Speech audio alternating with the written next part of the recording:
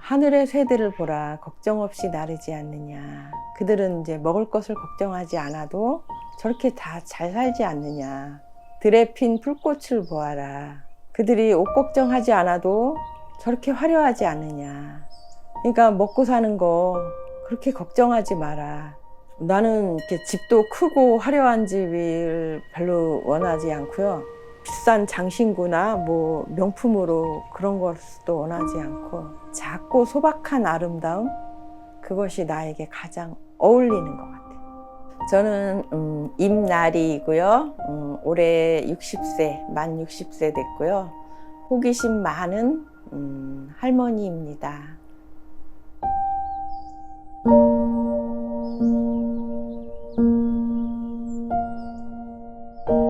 제가 이제 태어나니까 집에 이렇게 갓을 쓰고 두루마기를 입고 사시는 할아버지가 계셨어요. 닭이 한 10마리 이상, 한 10몇 마리가 있고 토끼가 한 5-6마리가 있고 전기도 들어오지 않았고 라디오도 없었고 정말 그 호롱불 하나 있는, 우리 집만 그런 건 아니고 동네 대부분이 그렇게 살아서 지금 돌아보면은 내가 그 조선시대에 태어났나? 그런 느낌도 가끔 들어요. 초등학교 2학년, 3학년이 되니까 저도 거기에 자연스럽게 빨래터로 이렇게 빨래를 하러 나가고 또 농사를 돕고 그냥 자연스럽게 그렇게 됐는데, 엄마를 따라서 밭에 갈 때 나는 그때 본 그 들판의 꽃들, 야생화들, 그게 지금도 너무 생생해요. 그때부터 지금까지 자연은 나를 늘 품어주고 받아주고 힘을 주는 에너지구나. 그거를 그때부터 느꼈고 지금까지 느끼고 있고, 아침에 나는 굉장히 일찍 일어나서 제일 먼저 그 뒷안에 있는 꽃밭으로 가서 그 꽃들을 이렇게 다 다듬고 거기에 이렇게 꽃밭 둘레에 돌멩이를 쌓고, 그거를 아무도 시키지 않고 내가 이렇게 그런 걸 하는지도 모르는데 나는 그거를 혼자 하면서 되게 행복했어요. 그리고 그 꽃나무들 속에 들어가서 이렇게 쭈그리고 앉아 있고 그냥 꽃 이렇게 풀같이 생긴 그 속에 들어가서 그때 그 행복했던 거, 그게 어려서 가장 행복했던 것 같아요.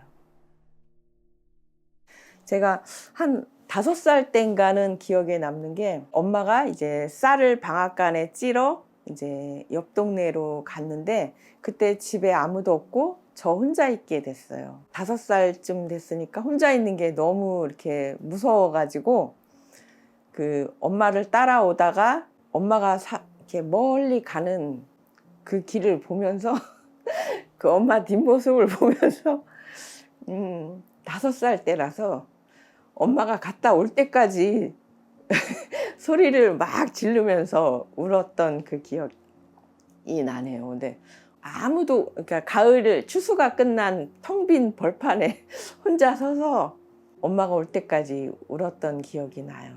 그때는 이렇게 빨간색 이렇게 코가 달린 고무신을 신었는데 그 고무신을 이제 장에 가서 사오면은 그 고무신이 너무 좋아서 신은 채로 잠이 들었어요. 내가 신고 이불 속에서 그 신고 새신이니까. 그 다음날 이제 그게 여름 장마철이었거든요.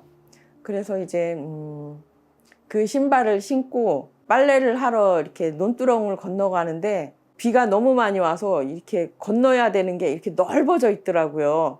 어떻게 건너야 될까? 안 건너면 또 한참 돌아야 되고. 그래서 내가 있는 힘을 다해서 그걸 건너뛰었어요.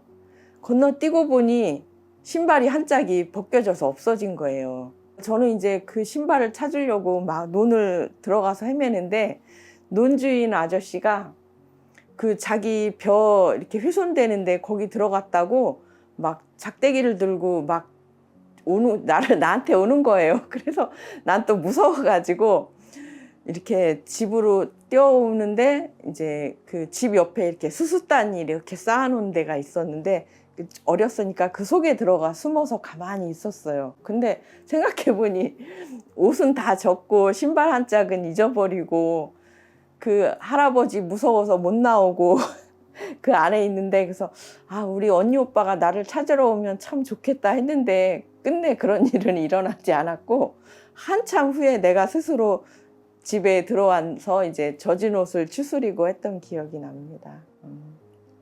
제가 초등학교 6학년 때인가 아주 정확하게 기억은 안 나는데, 부여루다가 학교에서 수학여행을 가게 됐어요. 정확하진 않지만 한 수학여행비가 뭐 4,500원인가? 그 정도 들었던 것 같은데, 그때 이제 내 친구 하나는 그때 돈이 없어서 못 간 게 아직도 상처가 됐다 하더라고요.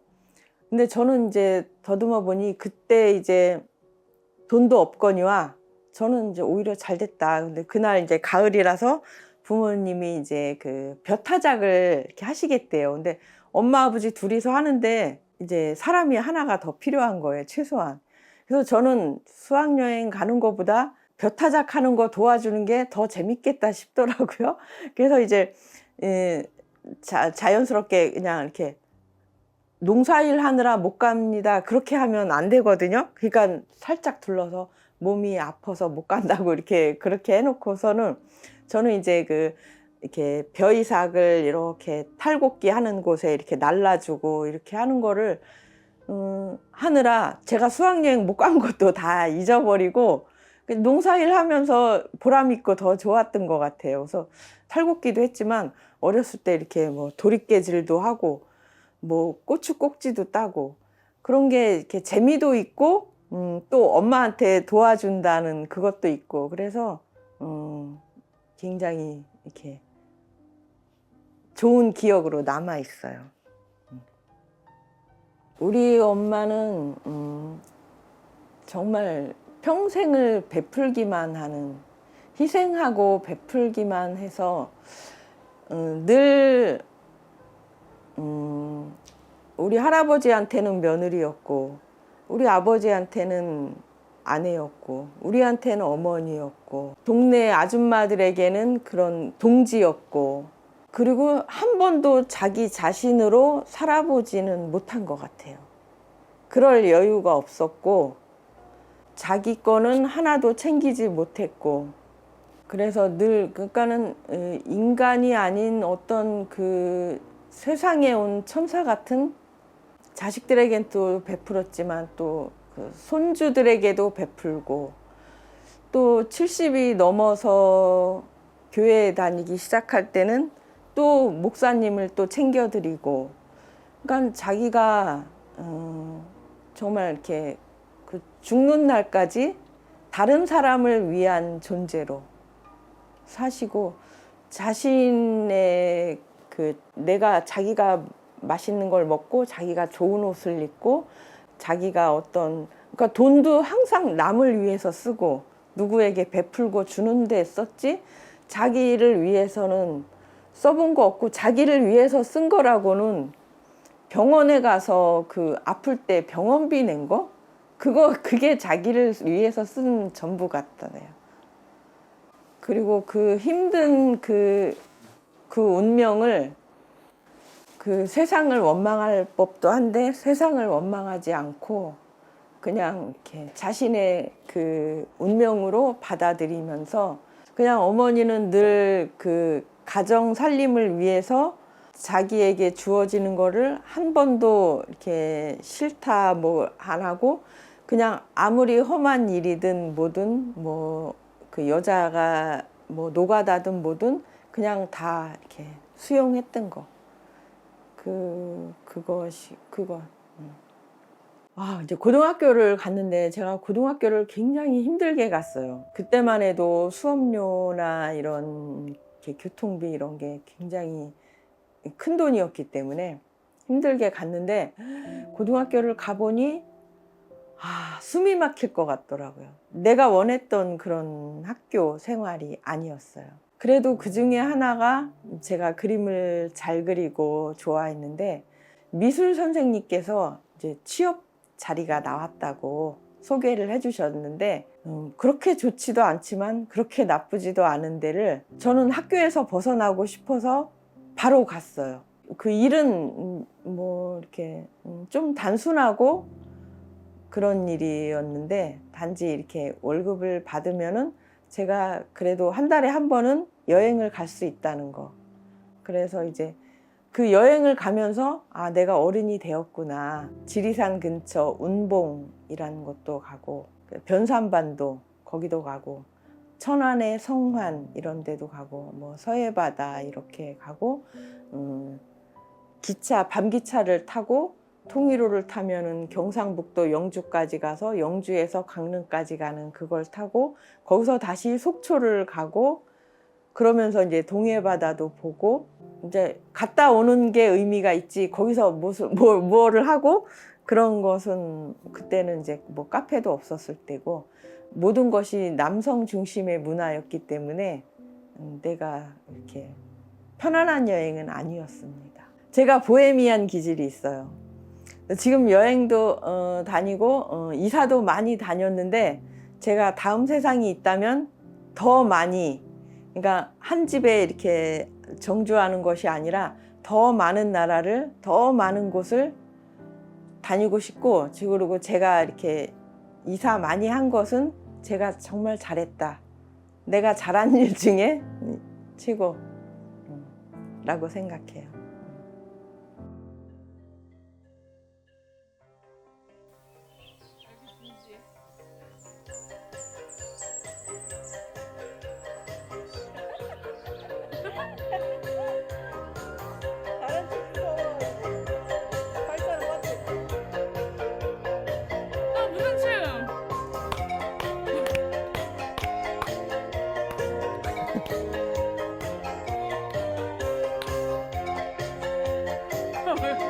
진지하게 잡아봐요.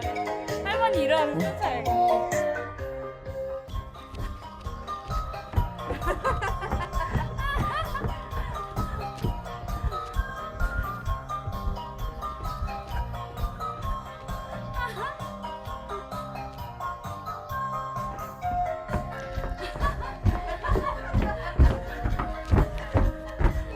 이렇게 또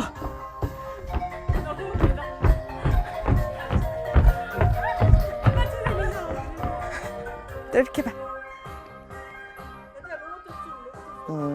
큰 딸을 86년도에 낳고, 그다음 87년도에 또 작은 딸을 낳고, 92년도에 그 셋째를 낳고, 93년도에 넷째를 딸만 계속 낳다 보니 이렇게 한마디씩 저에게 생각 없이 내뱉는 말들이 있더라고요. 뭐 아들을 언제 낳을 거야? 왜 아들을 안 낳느냐. 그래서 그때는 시대가 그렇다 보니 그냥 그런 말을 이렇게 막 그냥 내뱉더라고요. 그래서 저는 그 말이 굉장히 좀 듣기 싫었는데, 그때는 4명 나는 집이 정말 없었거든요. 고민은 되는데 이제 넷째를 임신을 하고, 그때는 제가 성당을 매우 열심히 다닐 때라서 신부님한테 가서, 그게 뭐 죄는 아니지만 고민이 되어서 고백성사를 했어요. 그랬더니 신부님께서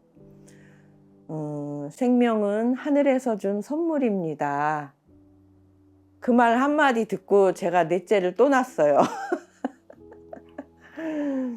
딸 4명을 낳아서 키우는데, 나는 그렇게 엄마로서의 그런 준비나 그런 것이 전혀 안 돼 있었던 것 같아요. 우리가 그런 뭐 아기 낳아서 어떻게 키운다 그런 교육을 한 번도 안 받잖아요. 그냥 막 아기가 나오면은 막 정신없이 키우고, 또 동생이 나오면은 또 막 키우고. 그러니까 이렇게 한 번도 따뜻하게 토닥이면서 편안하게 이렇게 하는 게 아니라 그냥 전투적으로 막 이 많은 이 가사일이 쏟아지는 거를 아침부터 오후 3시까지 제가 끝없이 뭐 빨래하고 청소하고 또 뭐 이거 하고 이거 하고 이거 하고 막 이러면서, 그리고 또 아프면 병원에 다녀오고, 그런 뭐 생계형 엄마였지, 그렇게 뭐 아기들하고 뭐 우리 어떻게 하자 뭐 이런 것은 없이 그냥 이 생계를 위해서 내달리는, 그렇게, 그러니까 숨가쁘게 달려가는 그런 엄마였어요. 제가 지금 지나가면서 유모차를 보면은 가끔 서글퍼질 때가 있더라고요.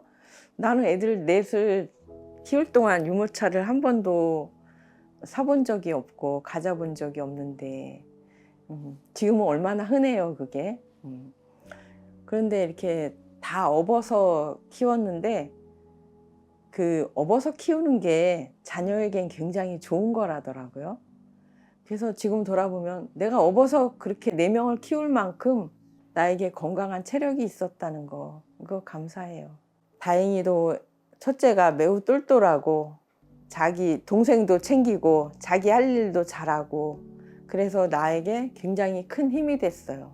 학교 생활부터 유치원 생활부터 동생 챙기는 것부터 야무지고 똑똑하고, 둘째도 엄마 손이 필요 없을 정도로 알아서 옷 입고 알아서 그냥 한 번도 내가 이렇게 잔손이 안 가게 했던 것 같아요. 근데 둘째도 그렇게 잘하고 셋째도 역시 그랬고 넷째도 그렇고, 그 다음에 내가 이렇게 세세한 보살핌을 할 여유도 없었고, 그래서 이제 일찌감치 그 4명의 딸이 서로 잘 어울리고 동생들 챙기고 서로 챙겨주면서 그 힘든 그 가정 생활을, 그래서 이제 빨리 어른이 된 것 같아요.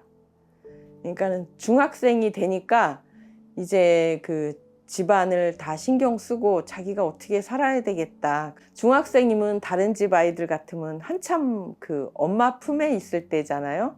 근데 이제 우리 아이들은 엄마 품에 있을 여유가 없었고 이미 벗어나서 자기 살궁리를 해서 이렇게 벌써 이렇게 아르바이트를 하고 용돈을 벌고 또 그런 거를 스스로 계획을 세우고 이렇게 자기 자리를 찾아서 갔던 것 같아요.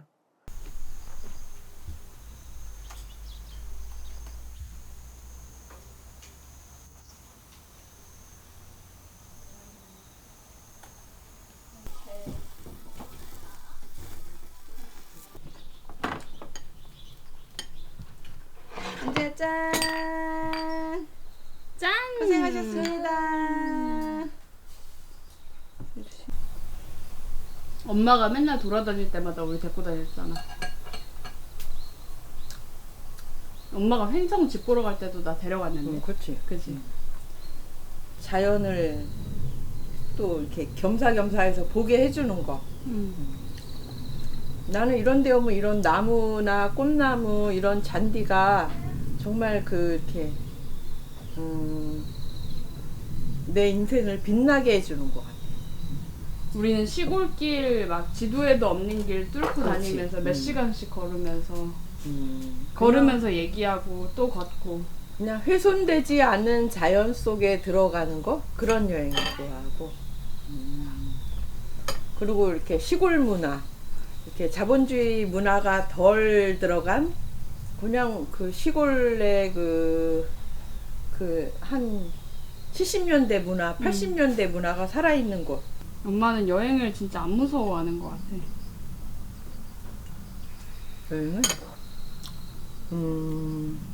무섭다? 왜냐면 여기도 한 번도 안 가봤는데 나는- 별로일 수도 있고 막 그런데.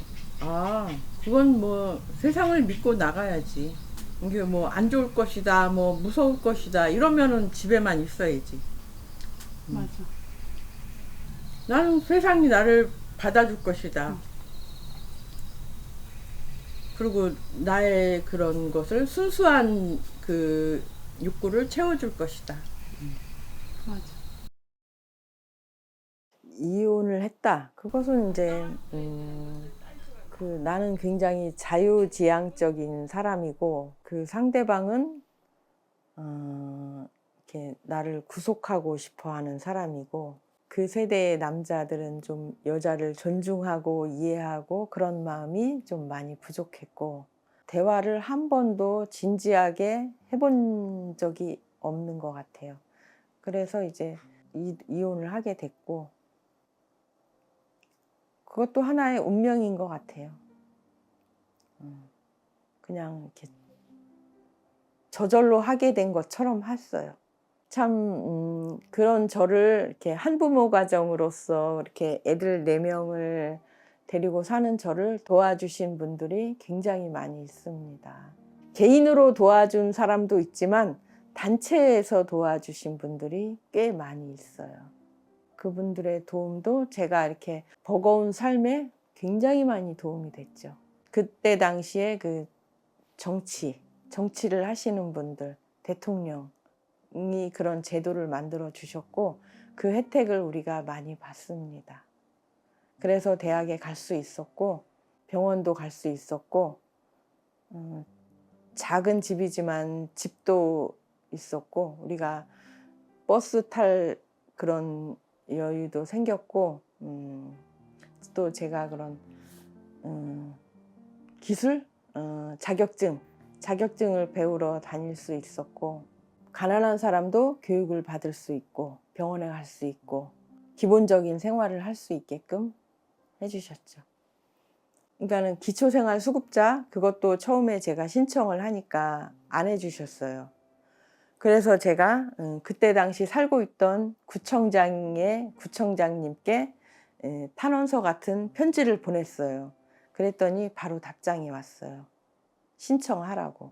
그래서 그런 게 됐고 수급자가 됐고 또한 제가 이제 그 살 집이 없을 때 그 경찰서 그때 살고 있던 경찰서 그 여성 청소년 그 담당 형사님께 부탁해서 집을 아이들하고 구해야 되는데 집이 없고 전학을 4명이 다 전학을 갈 수는 없잖아요. 집도 없는 저기에서 전학을 안 가면서 살 수 있는 곳을 알아봐 달라 그랬더니 그 여자 형사님께서 제 상황을 다 아시고 이렇게 복지관에다 전화를 하셨어요. 그래서 그러니까 이제 바로 언제 들어오라고. 그래서 이제 전학을 안 가도 되는 그 복지관으로 제가 이제 트럭 한 대를 불러서 그 정말 간소한 살림살이만 가지고 복지관으로 들어가게 됐어요. 근데 거기는 이제 방 하나만 우리가 쓸 수 있고 나머지는 다 공동의 공간이었는데 저는 거기가 굉장히 편하고 좋았어요. 그래서 거기서 만 2년을 지냈고 그 다음에 이제 동사무소에서 영구 임대 아파트를 해주셔가지고 보증금을 내고 월세로 다 해가지고 이사를 왔어요. 그런데 평수가 너무 작아서 정말 눕고 나면은 공간이 하나도 없는데 거기다가 우리 딸들이 좀 사교성이 좋아요. 사람을 좋아하고 그 좁은 집에 친구가 하루도 안 오는 날이 없어요. 거기다 그 친구들이 항상 자고 가요. 정말 그 작은 집에 뭐 남자친구도 데려오고 그럼 또 남자친구도 자고 가야 돼요.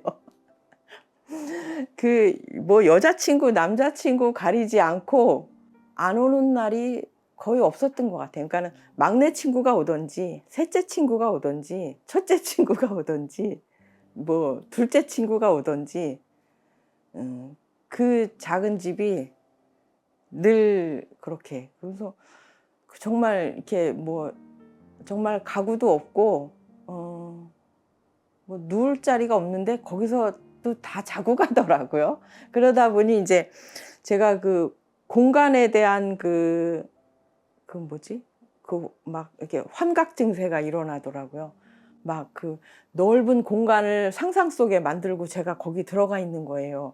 이게 앉기만 하면 저절로 그게 되더라고요. 그래서 내가 참 그 시골 가서 사는 걸 좋아했지. 그러면서 시골을 가서 찾게 됐는데 그때는 벼룩시장으로다가 이렇게 취업을 하고 그럴 때였거든요. 그래서 이제 벼룩시장을 이렇게 딱 보더니까 횡성군 둔내면에서 그 조리사를 뽑더라고요. 아, 여기다. 그 다음에 거기다가 편지를 보냈어요. 둔내라는 데를 도착해서 그날 하루에 방을 구하고, 물론 월세방이지만 방을 구하고, 그 다음에 막내 고등학교 입학 그 허가를 받고 그 하루에 그걸 다 하고 다시 서울로 돌아왔어요. 막내는 고등학교를 입학을 해야 되는 상황이었어요. 서울에 있는 대도시 학교만 다니다가 정말 조그만 학교에 이렇게 갔는데 나름 적응을 잘 한 것 같아요. 그런데 문제는 제가 적응을 뭐 일은 하겠는데 저한테 문제가 생겼어요. 제가 좀 이렇게 좀 의지가 강한 편인데 그 외로움이라는 게 한 번도 이렇게 겪어보지 않은 외로움이라는 게 시작되었어요. 너무 소도시다 보니 소도시도 아니지.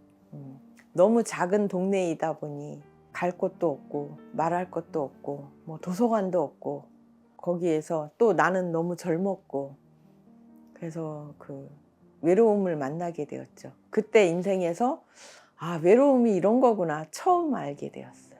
그러면서 제가 좀 말이 없어지고 좀 웃음이 없어지고 마음과 이런 표정이 딱딱해지고 있었어요. 1년 8개월인가를 거기 생활을 하고 서울로 돌아오기로 결정을 하죠.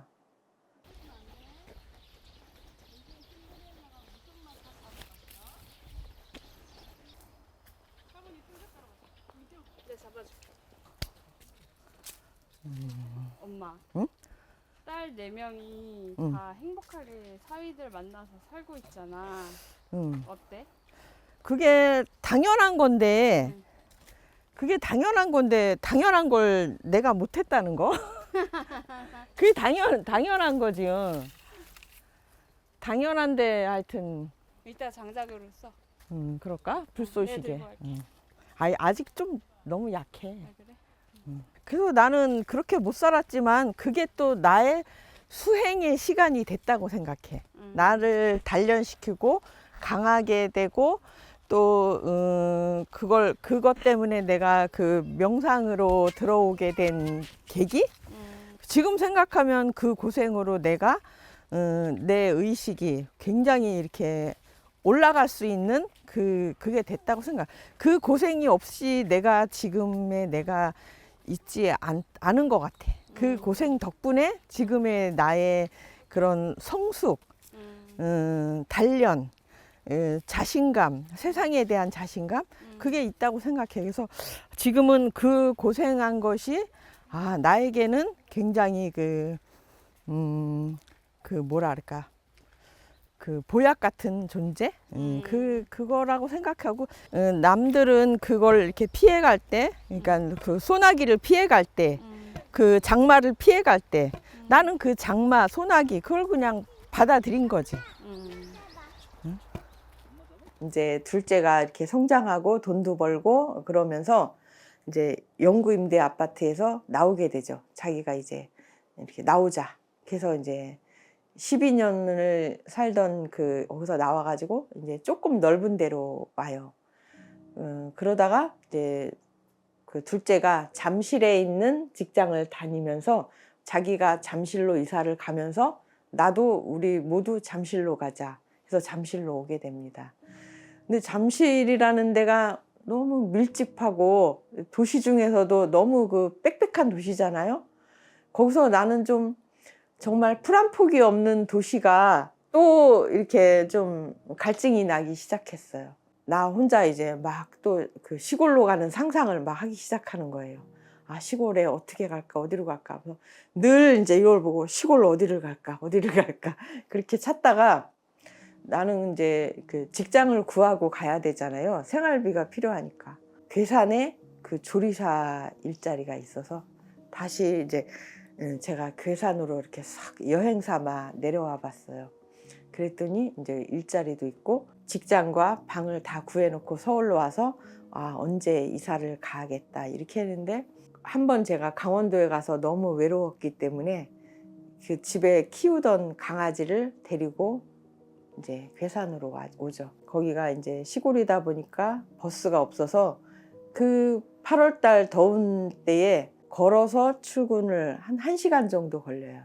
걸어서 퇴근을 하고 그거를 1년을 하게 됩니다. 그렇게 괴산 생활을 정확히 1년을 하고 거기를 또 떠날 수밖에 없게 되는데 그래서 또 이제 정말 한 번도 가본 적이 없는 들어본 적도 없는 경상북도 가은이라는 데를 가게 돼요.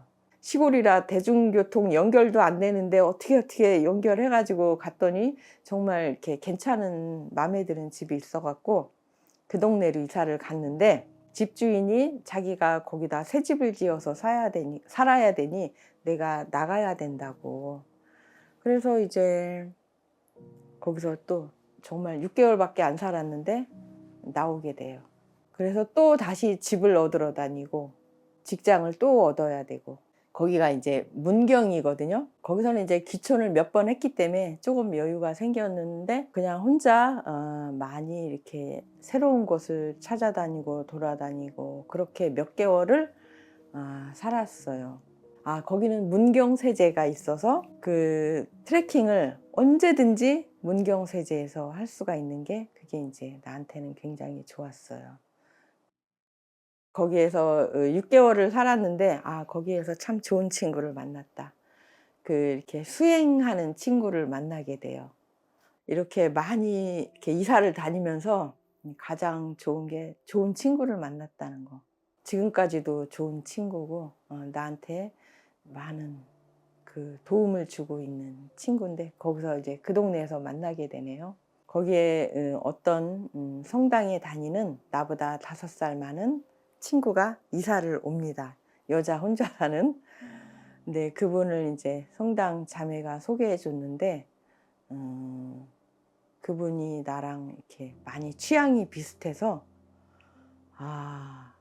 굉장히 이렇게 돈독한 사이가 돼요. 그 친구는 이렇게 운전을 하고 나는 이렇게 가이드를 하고 일정을 만들고 해가지고 새로운 그런 여행을 많이 하게 돼요.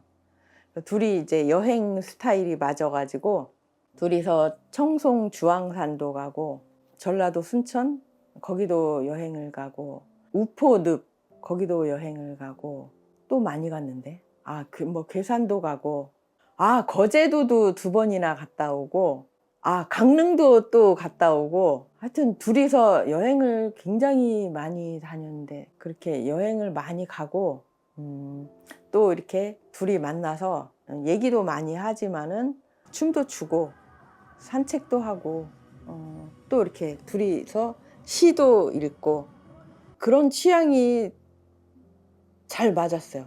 소백산 안에 그 달밭마을이라고 있는데 거기도 같이 가서 자고 오고 그러다가 거기에서 이제 그 테다 카페가 있는데 거기를 가면서 그 테다 카페 그 주인이 저를 그 한눈에 좋게 봐주셨어요.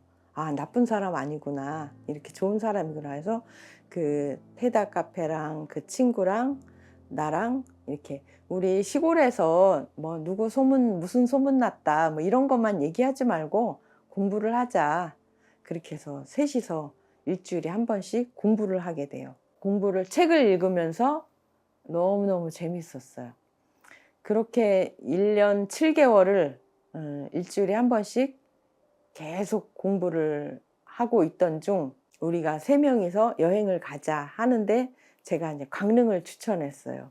강릉이 좋을 것이다 해서 강릉을 이제 여행을 3명이서 왔는데 제가 강릉이 좀 느낌이 좋더라고요.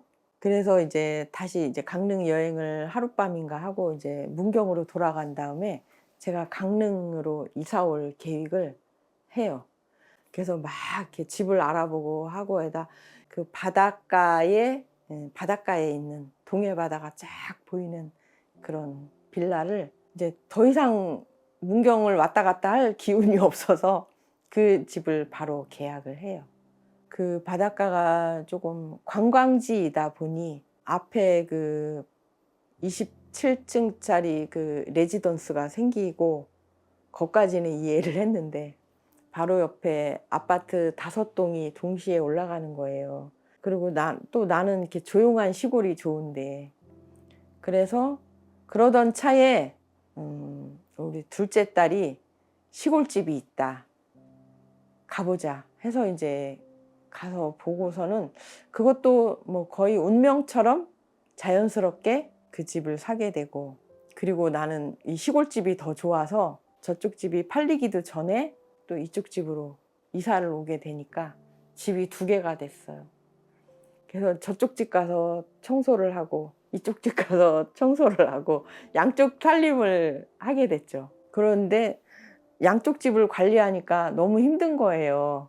내가 뭐 이렇게 그 재산 불리는 거에 목적이 있는 사람도 아닌데 뭐하러 그렇게 사나 해서 이제 그 바닷가 집을 매매를 하게 되죠. 와, 그 시골 어르신들이 살던 집이라 잡동사니가 내가 감당할 수 없을 만큼 많았어요. 매일매일 버려도 끝이 없는 거예요. 그런데 그 시골집이 그걸 해달라고 나를 부른 것 같아요. 그러니까 나를 좀 정리를 해줘. 어? 그 집이 자기를 좀 이렇게 관리해달라고 나를 끌어들인 것 같아요. 불러들인 것 같아요. 그래서 그 어마어마한 그 청소를 나 혼자서 다 하고 나니까 내가 그 집을 사랑하는 마음이 생기더라고요.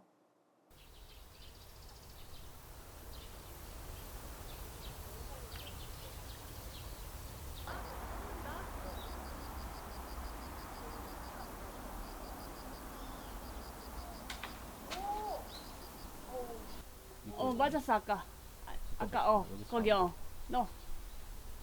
더. 맞았어? 어. 여기 잘 안 보여.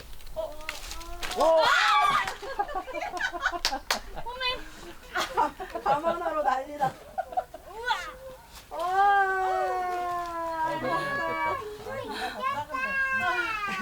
돌려 뺑뺑 돌려 뺑뺑. 뺑뺑 돌려 뺑뺑.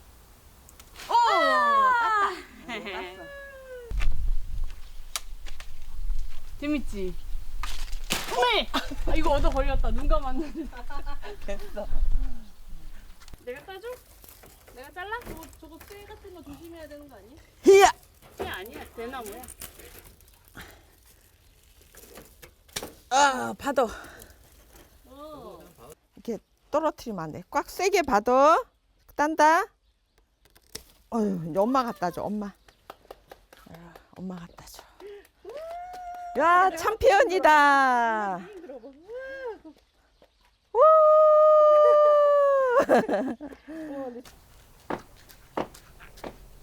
연지야 삼촌.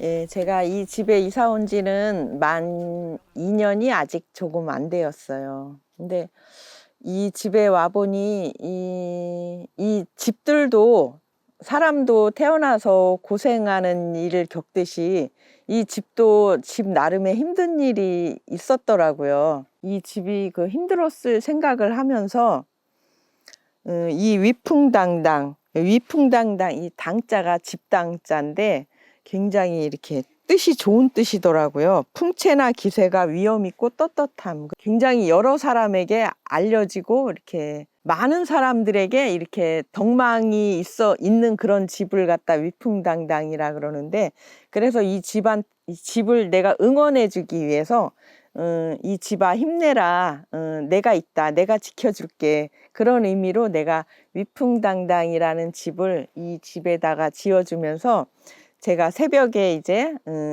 해가 뜨기 전에 위풍당당아 힘내자, 우리 잘하자, 나를 선택해줘서 고마워, 내가 지켜줄게, 그렇게 맨날 이렇게 이 이름을 부르면서 이 집과의 인연을 만들어가고 있습니다. 이 집에 왔는데 그 녹슨 그 이렇게 철망으로다가 울타리가 되어 있고, 또 그 너머에도 녹슨 철망으로 울타리가 되어 있고, 녹슨 아시바가 이쪽에도 있고 뒤에도 있고, 그다음에 제가 그 오래된 연장들 이렇게 안 써갖고 녹슬은 그런 게 너무너무 많았어요. 요즘은 이렇게 나사를 많이 쓰지만 옛날에는 이렇게 못을 많이 박았는데 그 못들이 너무 많았고 너무 다 녹이 슬어 있고, 그래서 제가 정말 사다리를 놓고 올라가서 위에 박힌 거를 빼고 뭐 그 작업을 2달 동안 하루도 안 쉬고 한 것 같아요. 그랬을 때 이 집이 이렇게 소생하면서 나에게 굉장히 고마움을 느끼는 걸 제가 느꼈습니다. 여기 탱자나무는 제가 이사 와서 한 달이 지나도록 나무가 있는 줄 몰랐어요. 이 덤불에 덮여가지고 얘가 숨도 못 쉬고 있어서 제가 나무가 있다고 생각을 못 했는데 어느 날 문득 가지 하나가 삐쭉 나와 있더라고요. 그래서 내가 나무인 것을 알고 덤불을 다 걷어내고 햇빛을 보게 해줬어요. 근데 얼마나 덤불이 많은지 한 번에 못하고 두 번에 걸쳐서 덤불을 다 내고 그 다음에 그 덤불에 얘가 이렇게 옆으로 이렇게 휘어진 거예요. 그래서 내가 아침마다 나와서 탱자야 똑바로 서 당당하게 살아 내가 지켜줄게. 그리고 또 옆에 그 덤불들한테는 덤불아 여기 올라가지 마. 올라가면 내가 낫으로 다 잘라버릴 거야. 그래가지고 내가 이 나무를 굉장히 이렇게 좋아하고 사랑하고 항상 응원해주고 있어요. 그리고 내가 집을 비울 때는 탱자야 집 잘 지켜 이렇게 하고 또 외출을 하고. 그래서 아침마다 첫 번째로 인사하는 나의 친구예요. 그 다음에 이거 바위 너무 위험 있고 멋있고 그래서 내가 아침마다 바위야 고마워 우리 집을 멋있게 꾸며주는 바위야 고마워 그렇게 인사를 하고. 여기 토종다래예요. 얘가 이렇게 올라가는 그 지지대가 있어야 되는데 없어가지고 내가 이거 정말 만들었는데 그래도 이게 태풍이 안 쓰러지고 있는데 이 지지대를 딛고 토종다래가 자라고 있어요. 그래서 내가 아침마다 토종다래야 고마워 우리 집에 와줘서 이러고. 그 다음에 얘는 지금 꽃이 다 졌는데 천궁이에요. 이 천궁아 고마워. 근데 밤에도 이렇게 하얗게 빛나는데 지금 이제 다 졌고. 매화나무. 그래서 매화나무 이제 11월 달이 되면 내가 가지치기도 해주겠지만 매화야 고마워 이렇게 인사하고. 그 다음에 엄나무. 엄나무야 고마워. 이거는 동백. 동백아 고마워. 그리고 여기 또 오가피 나무들이 있거든요. 오가피들아 고마워. 해양모가 고마워. 그리고 한번 쓰다듬고. 감나무야 그늘을 만들어줘서 고맙고 우리 집을 이렇게 아름답게 해줘서 고맙고. 근데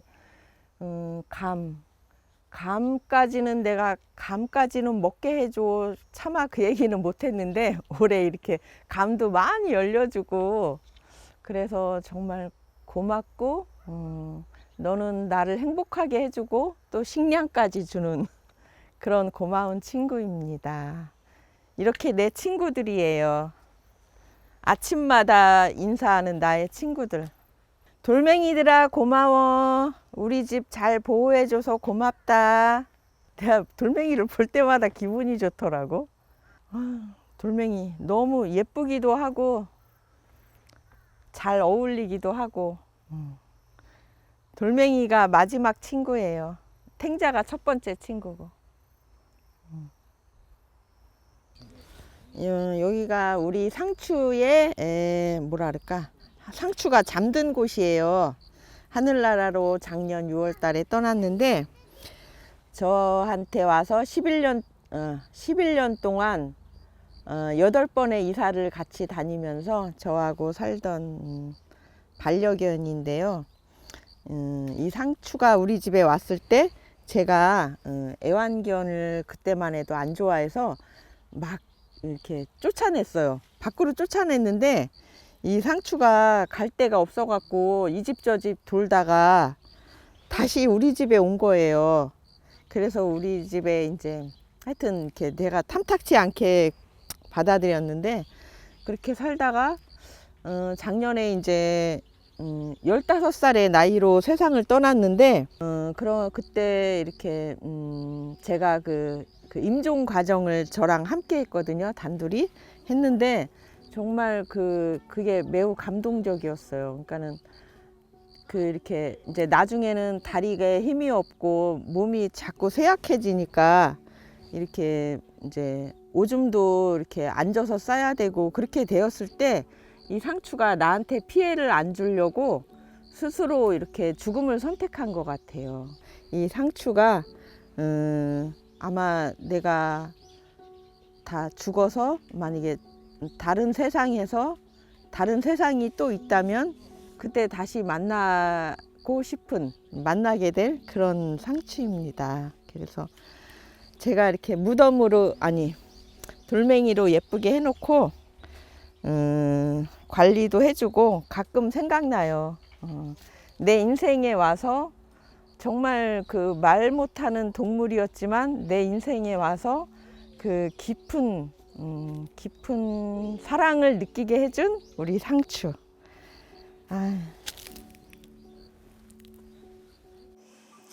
내가 태어나서부터 여러 이렇게 집을 돌면서 살았는데 대부분 월세를 살았고 대부분 작은 집에 살았고 뭐 이렇게 뭐 낡은 집에도 살았고 물이 들어올까봐 내가 소방서에 전화한 적도 있고 뭐 그런 집도 있고 그렇지만 돌아보면은 그 낡고 작고 허술한 집들이 나는 지금은 고맙게 생각해요.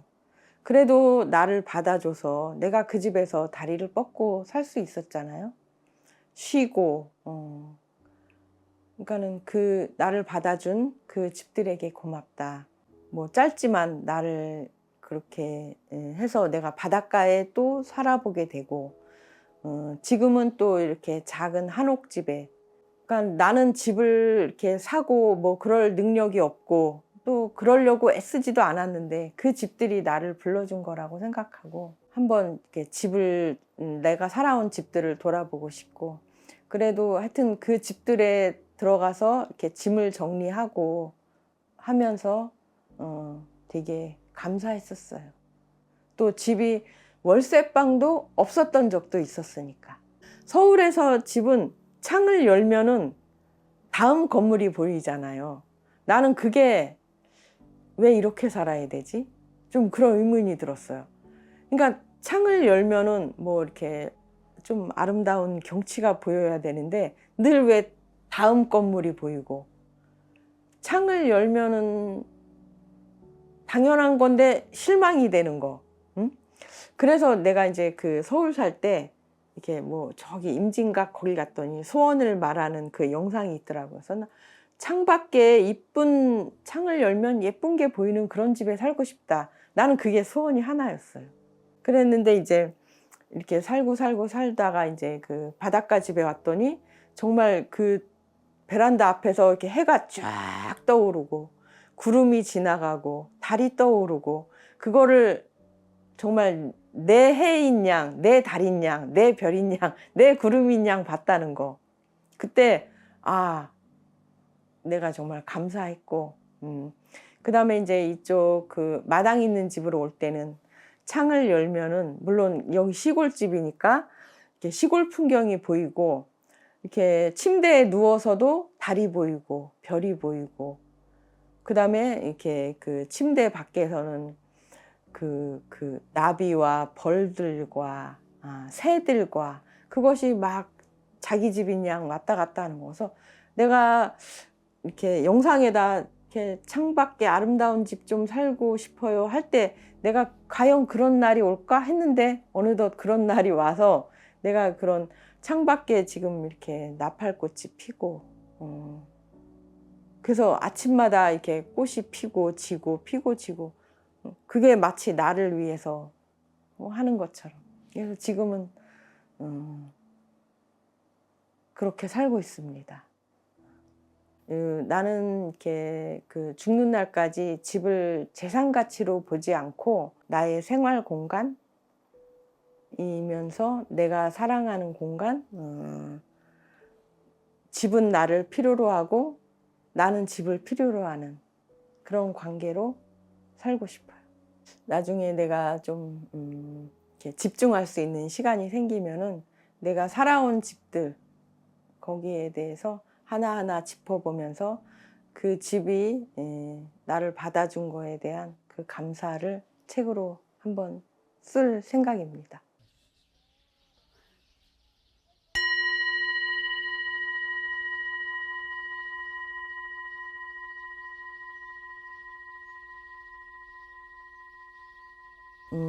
명상을 하다 보면은 내가 많은 좋은 걸 많이 누리고 있구나, 갖고 있구나.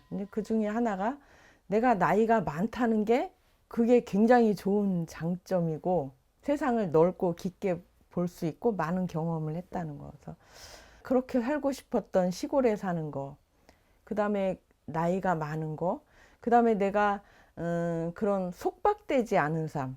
젊었을 때는 공부해야 되고 직장 생활을 해야 되고 자녀들을 키워야 되고 또 내가 여러 가지 맡은 그런 사회적인 또 부모에게는 자녀의 역할이 있고 그런 수많은 역할 속에서 나를 볼 수가 없어요. 그런데 이제 지금은 그런 거를 다 내려놓고 온전히 나를 보고 내가 잘 가고 있나? 내가 방향을 잘 잡고 있나? 그런 거. 그런 거를 명상을 통해서도 보고 있고 내가 나를 볼 수 있고 나에게 집중할 수 있다는 거. 그게 굉장한 나한테는 어떤 물질보다 더 좋은 것이다. 그리고 이런 자연하고 교감하면서 그들이 나를 많이 지원해 주고 있다. 에너지를 주고 있다. 지원해 주고 있다. 나를 응원해 주고 있다. 그 덕에 내가 이렇게 잘 살고 있다. 그리고 이제 명상을 하면서 또 이렇게 좋은 게 애쓰고 사는 거. 애써서 뭘 얻고자 애써서 사는 거. 애써야 된다고 생각하고 그렇게 살았는데 이제 나이를 먹고 이제 그 젊었을 때와의 에너지가 다르니까 너무 애쓰지 말자. 그리고 많이 내려놓자. 내맡기자. 그렇게 애쓰지 않아도 된다. 그리고 그런 거를 무의자연의 삶이라 그러더라고요. 자연에 얹어서 사는 거. 그러니까는 이렇게 새벽에 이렇게 새벽이 이렇게 오고 맨 먼저 이렇게 새가 깨어나고 그 다음에 나무도 식물도 다 잠을 자거든요. 나무, 식물 이런 것이 다 깨어날 때 나도 그냥 거기에 얹어서 깨어나는 거고 또 이제 하루를 살다가 저녁이 되면 밤이 되면 다 새들도 나무도 식물도 이런 꽃들도 다 이렇게 잠에 들어갈 때 나도 그냥 얹어서 자는 거고 자연이 이렇게 많이 해주고 그러니까 애쓰지 않고 자연에 얹어서 그냥 사는 거 얹혀서 사는 거 그렇게 사니까 너무 애쓰지 않아도 된다.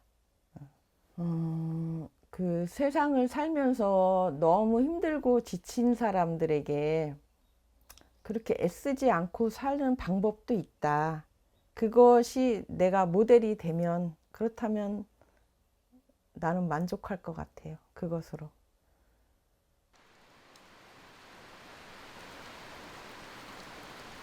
유년 시절은 이렇게 좀 이렇게 애틋하면서도 그때가 워낙 그 가난하고 힘든 시기였으니까 애틋하면서도 좀 이렇게 애틋한 아름다움 그런 걸로 남았고 결혼 생활은 내가 상상한 것보다 훨씬 힘들게 했고 그 다음에는 이제 내가 이렇게 이혼하고 혼자 살면서 굉장히 많은 공부를 하기 시작했어요.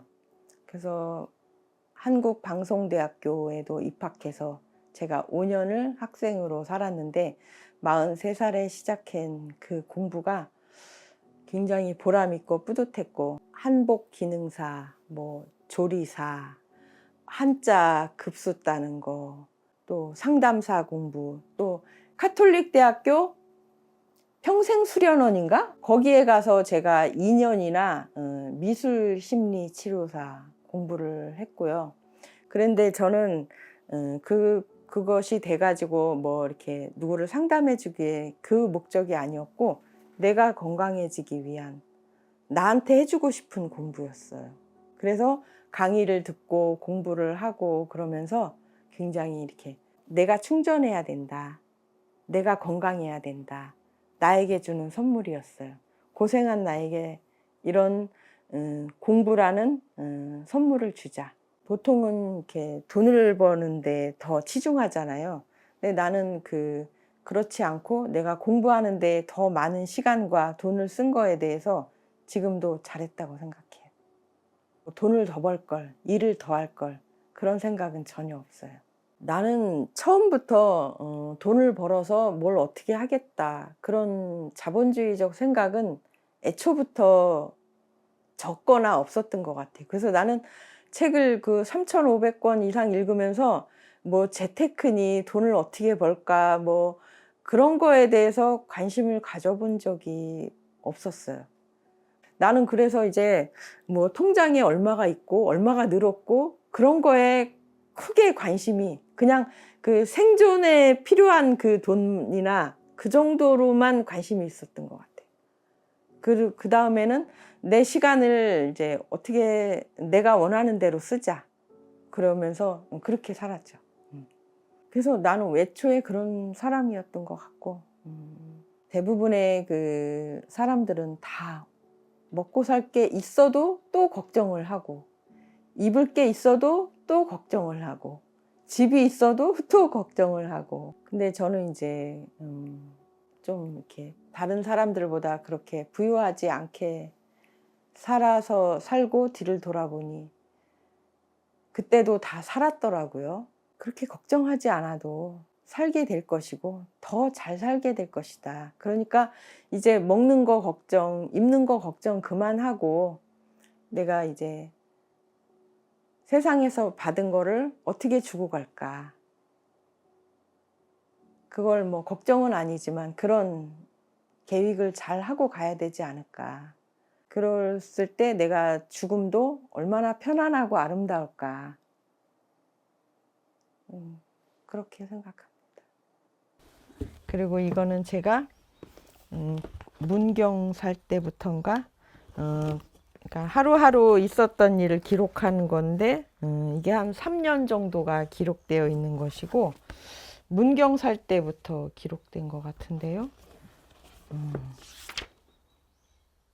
2018년부터 최근까지 그 하루하루 있었던 거를 기록한 책이고요. 이거는 제가 58년 세월을 성장기부터 태어났을 때부터 58세 될 때까지의 그것을 사실 그대로 기록한 책이에요. 그래서 성장기, 이건 이제 성장할 때, 그 다음에 이거는 결혼해서 가정생활 할 때, 그 다음에 이거는 제가 그 늦은 나이에 43살에 공부를 시작해서 다양한 공부를 하면서 살았던 때, 그 다음에 이거는 이제 공부보다는 자유로운 내 인생, 어디에도 구속받지 않는 내 삶을 시작한 그런 삶을 기록한 책이고요. 이거는 자유로움을 넘어서 거의 유목민스럽게 이제 제가 이곳저곳 그 지방들을 다니면서 살은 이야기를 쓴 것이고, 이것도 역시 유목민의 삶. 제가 이때 살고 싶었던 그것이 유목민 수행자가 되고 싶었어요. 그래서 유목민 수행자가 되고자 하는 그 삶을 쓴 것이고, 그 다음에 이거는 내가 읽은 책 중에 최고의 책 그 세 권을 뽑자면 그 중에 하나가 들어가는데, 아름다운 사랑 그리고 마무리. 아름다운 삶이구나. 삶, 사랑 그리고 마무리. 헬렌 이어링, 지금은 고인이 되셨죠. 일반인이지만 수도자보다 더 수도자같이 사는 분들. 자연 속에 살지만 자연을 해치지 않고 자연을 넘보지 않고 그렇게 조화롭게 사는 내용입니다. 그리고 결혼해서 살지만 서로를 간섭하지 않고 구속하지 않고 이런 결혼 생활을 하는 사람이 과연 몇 명이나 될까, 이 세상에. 정말 닮고 싶지만 닮기가 그렇게 쉽지 않은 사람, 그런 책입니다. 나는 이제 한갑 60이 되면은 내가 노후를 어떻게 살까, 그것도 준비를 해야 된다고 생각해요. 그러면서 나는 어떻게 준비를 하나, 그러면서 어떻게 죽을 것인가, 남은 삶을 어떻게 할 것인가. 내가 그동안 굉장히 많은 책을 읽고 영화도 굉장히 많이 보고 그 영화, 책, 그런 것들이 내 인격, 내 삶을 굉장히 풍요롭게 해줬잖아요. 그래서 그런 것을 남겨준 그 작가들, 분이나 그런 분한테 굉장히 감사하면서 나는 세상에 무엇을 남기고 죽을 것인가. 나는 이제 뭐 내가 기업을 남길 것도 아니고 무슨 그런 건 없으니까 내가 살아온 이야기를 남긴다면 그것을 보고 그런 이렇게 그 소박한 삶을 산 사람들이 또 내 삶에서 지혜를 얻을 수 있지 않을까. 그리고 공감을 하지 않을까. 그리고 위로를 받지 않을까. 그래서 나의 이 그 풀꽃 같은 삶이 이 세상에 조금이라도 작은 그런 빛이 된다면 그런 마음에서 글을 썼고 그것이 세상에 작은 힘이 되었으면 좋겠어요.